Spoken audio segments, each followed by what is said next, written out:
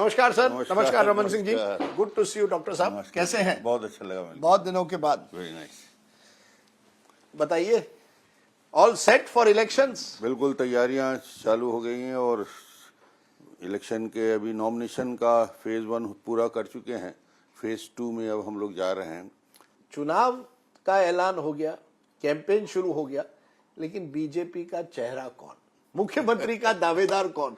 जब भी मैं किसी कांग्रेसी से पूछता हूं, वो कहते हैं लगभग तय है भूपेश बाघेल हमारे मुख्यमंत्री रहेंगे अगर कांग्रेस जीतती है। बीजेपी से पूछिए उनके मुख्यमंत्री कौन रहेंगे। देखिए, ना कांग्रेस ना भारतीय जनता पार्टी इस बार, और पहले भी 2003 की बात मैं बताऊं, 8 में बताऊं या 13 में बताऊं, भारतीय जनता पार्टी के चुनाव अभियान में हम सब लगे रहे। मगर कहीं उस दौर में भी जब मैं 3 बार मुख्यमंत्री बना, कोई डॉक्टर रमन के चेहरे पे चुनाव नहीं लड़ा गया। उस समय भी सामूहिक नेतृत्व में हम चुनाव लड़े। इस बार भी हम सामूहिक नेतृत्व में लड़ रहे हैं। सवाल कांग्रेस का है जी। कांग्रेस ने पहले नारे उनके बदल गए। आप देखेंगे, भूपेश है तो भरोसा है जी।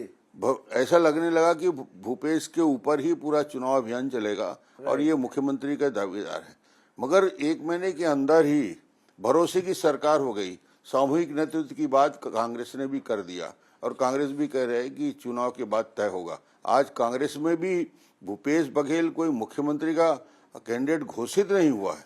लोग कार्यकर्ता बोल दें, कार्यकर्ता तो किसी का भी नाम लेके बोल सकते हैं। नहीं, लेकिन फिर भी ये सवाल उठ रहा है कि क्या रमन सिंह, चर्चा थी 2-3 महीने पहले कि रमन सिंह जी को क्या कहा जा रहा है कि अब आप बहुत हो चुका है, एक नया नेतृत्व लाते, न्यू जनरेशन। ये भी अटकलें थी कि आपको गवर्नरशिप ऑफर कर दी गई है।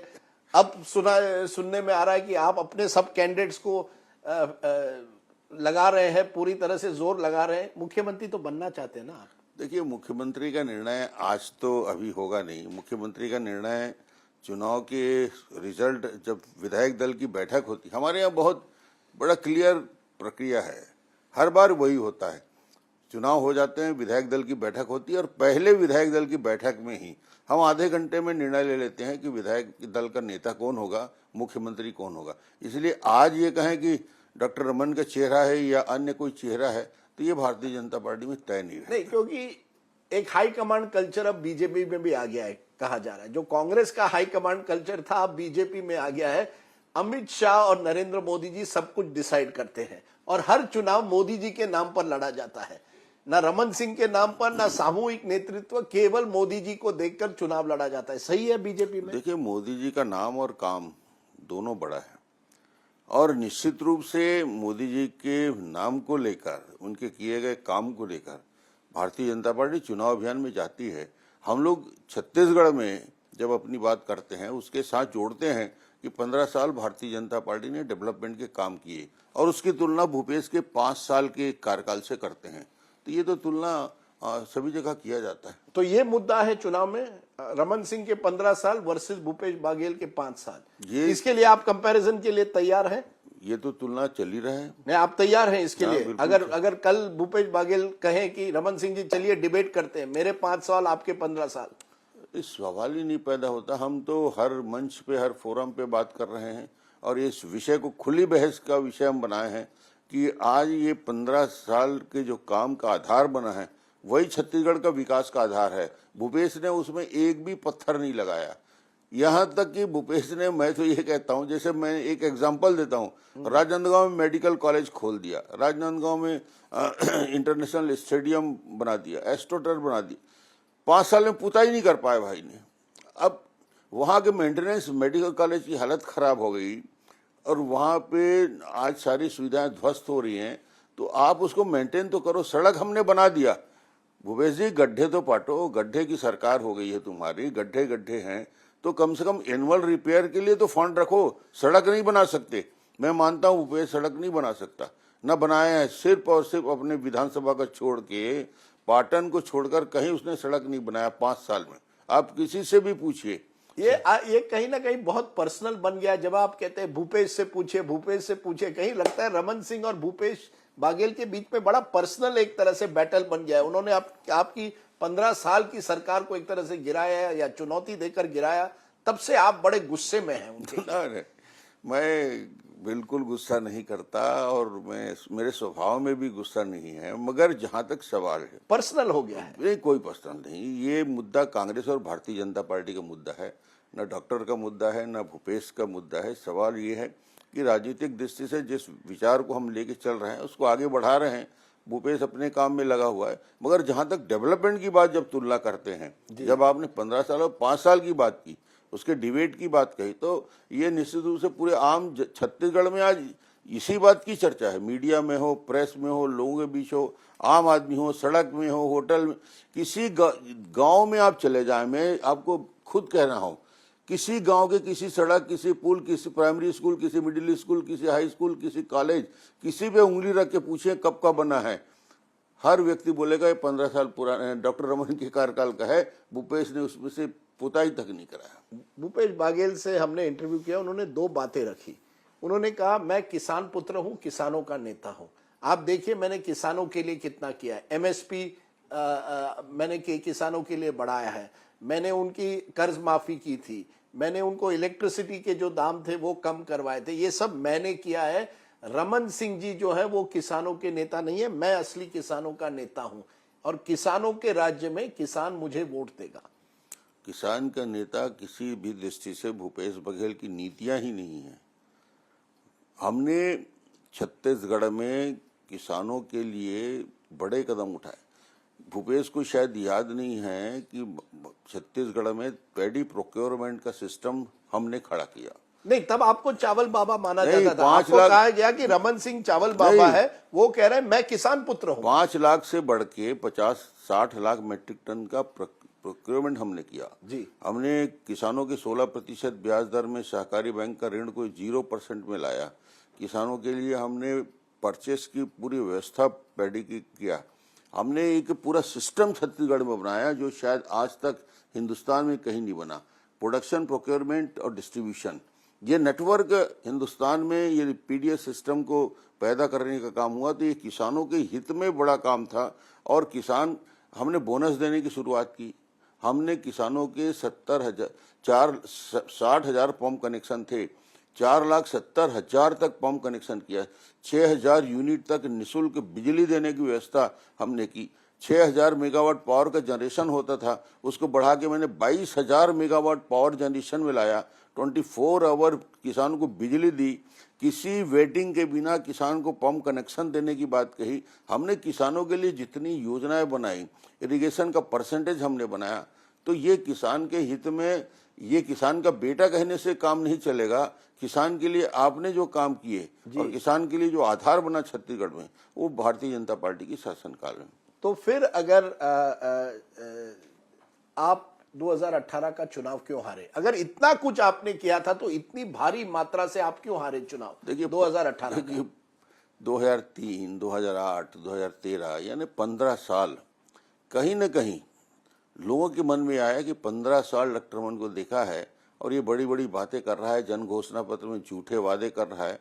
उसके भ्रम में आके इन्होंने कांग्रेस को वोट देने का प्रयास किया, मगर आज 5 साल होते होते भ्रम टूट चुका है, विश्वास खत्म हो चुका है और जनता इस बार 100%, मैं आज आपको इस इंटरव्यू में कह रहा हूं, छत्तीसगढ़ में 100% गारंटी के साथ भारतीय जनता पार्टी की पूर्ण बहुमत के साथ, बिना किसी डाउट के, बिना किसी शंका के, 100% गारंटी के साथ मैं कह रहा हूं सरकार बनने जा रही है। कितने सीटें आएगी? 90 में से कितने? हम स्पष्ट बहुमत के साथ बिना किसी की मदद के सरकार भारतीय जनता पार्टी बनाएंगे। मैं कोई ज्योतिष का ज्ञाता नहीं हूं कि संख्या के आधार पर मैं बहस करूं या बात करूं, मगर मैं ये आपको स्पष्ट कह रहा हूं। किस वजह से? क्या बदला है? जो बस्तर सरगुजा का वातावरण आप जाके देखेंगे, आप रायपुर से निकलिए और रायपुर से बस्तर या सरगुजा या किसी कॉन्स्टिट्यूंसी में जाके देखिए, आम आदमी से आप बात करके देखिए, आपको लगेगा ये तो परिवर्तन की आग लगी हुई है छत्तीसगढ़ में। आप कह रहे हैं परिवर्तन की लहर है छत्तीसगढ़ में? तूफान है साहब।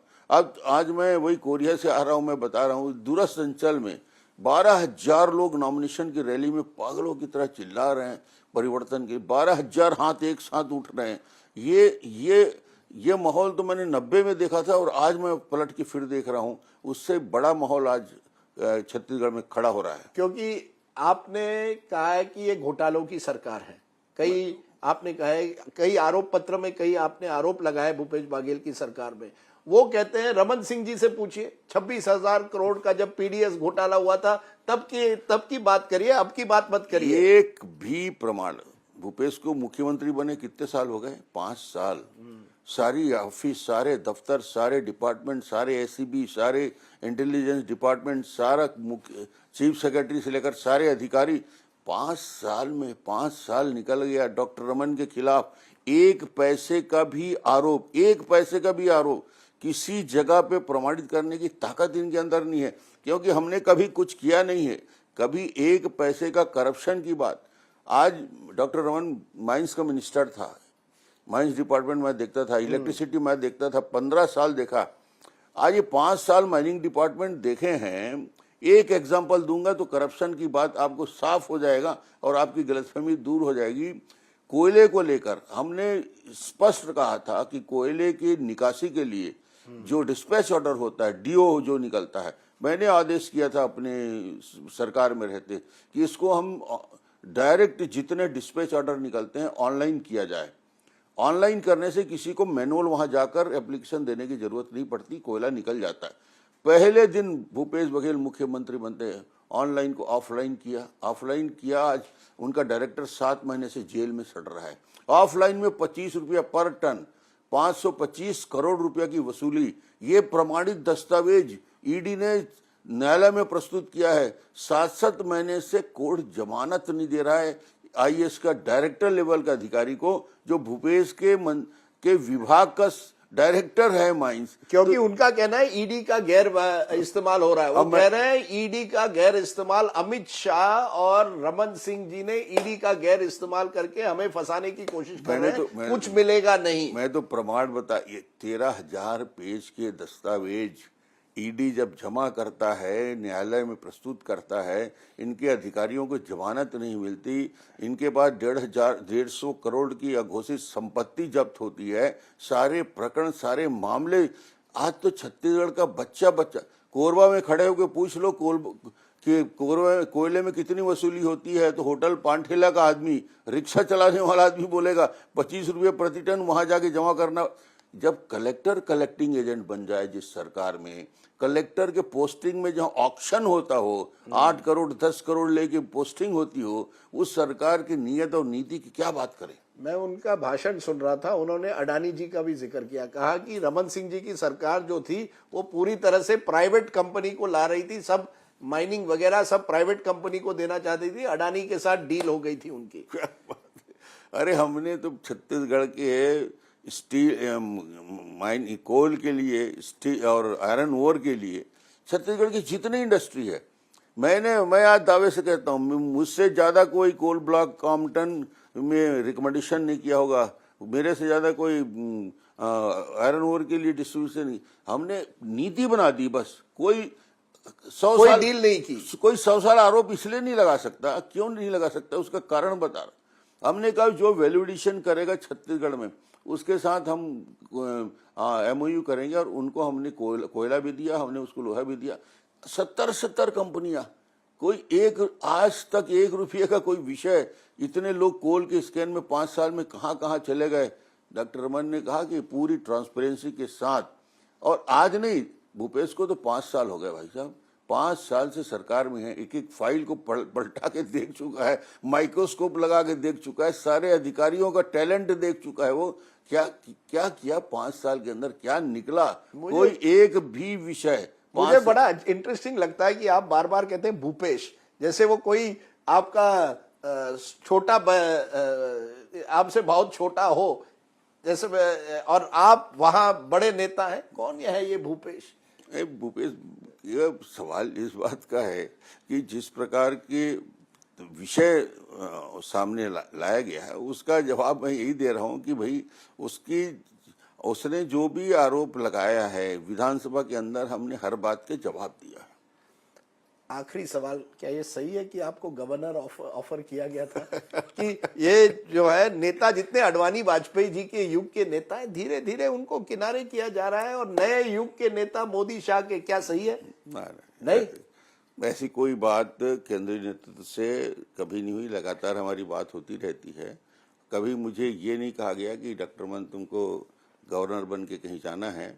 मैंने संगठन में इस बार भी मैं आपको बताऊं, ईमानदारी की बात बता रहा हूं, विधानसभा के लिए भी मैंने कभी आग्रह नहीं किया कि डॉक्टर रमन को चुनाव लड़ना है। मैंने कहा था पार्टी यदि चाहेगी तो डॉक्टर रमन तैयार है, राजनांदगांव मेरी सीट रही है, यदि पार्टी मुझे लड़ाना चाहेगी तो मैं लड़ूंगा, नहीं लड़ना चाहे तो आगे मेरा जो उपयोग होगा, आज मैं राष्ट्रीय उपाध्यक्ष की हैसियत से काम कर रहा हूँ, संगठन में और जो दायित्व दिया जाएगा मैं काम करूंगा।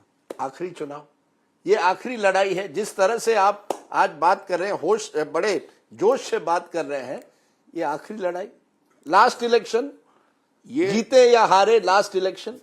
ये बात मैं कह सकता हूं कि शायद इसके बाद मैं चुनाव की राजनीति में आऊंगा कि नहीं आऊंगा मुझे नहीं मालूम, मगर ये महत्वपूर्ण चुनाव है मेरे जीवन का, सबसे महत्वपूर्ण चुनाव है, महत्वपूर्ण है सबसे। ये एक तरह से 5 साल का जो बदला है आप लेना चाहते हैं, 2018 का बदला। कोई राजनीति में कोई बदला नहीं होता, राजनीति में जनता जज होती है, उनके दरबार में हम जाते हैं और आग्रह करते हैं, गली गली घूम रहे हैं, रिक्वेस्ट कर रहे हैं, काहे के लिए बदला? जनता चाहेगी तो डॉक्टर बीजेपी को जिताएगी बहुमत से, और जनता चाह रही है, जनता ने मन बना लिया है। चलिए, एक तरफ है भूपेश काका और दूसरी तरफ है डॉक्टर साहब, ये है लड़ाई। कोई तीसरी शक्ति तो नहीं आनी है, ये जो छोटे छोटे दल है उससे कोई डर है कि नहीं?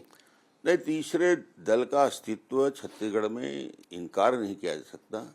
पिछले 3 चुनाव में उनकी भूमिका महत्वपूर्ण रही है, चाहे जोगी कांग्रेस की भूमिका रही हो, चाहे विद्याचरण जी ने चुनाव लड़ा उनकी भूमिका रही हो, चाहे फिर अन्य थर्ड फोर्स की रही है। अभी बसपा भी चुनाव के मैदान में है, आप पार्टी भी मैदान में है, गोंडवाना पार्टी के भी लोग चुनाव के मैदान में है।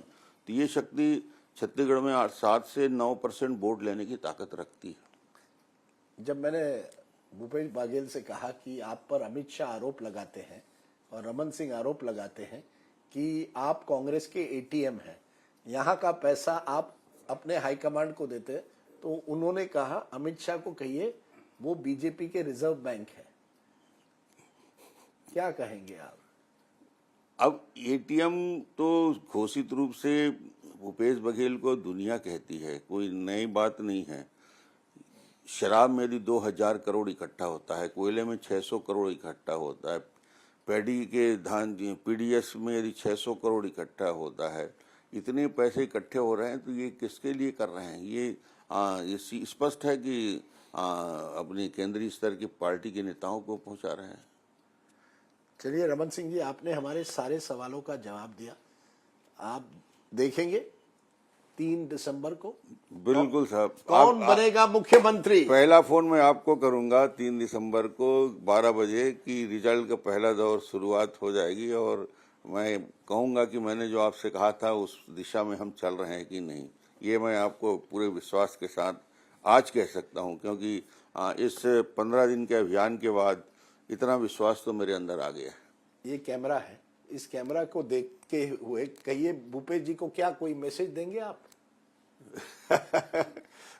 भूपेश जी से और कांग्रेस पार्टी से निश्चित रूप से हमारा और भारतीय जनता पार्टी और कांग्रेस की सीधी लड़ाई है। निश्चित रूप से जनता इसका फैसला करेगी, ना डॉक्टर रमन ना भूपेश बघेल। हम लोग अपने अपने भूमिका को निभाएंगे, फैसला हमने जनता के ऊपर छोड़ा है और जनता निर्णय करेगी। बट कुछ स्पेशल मैसेज उनको? नहीं, विशेष क्या, अब चुनाव के मैदान में अब बातें होती रहती हैं। चलिए, चुनाव का मैदान है, रमन सिंह अभी भी फॉर्म में ही, still in form, the grand young man of Chhattisgarh politics, 3 time chief minister.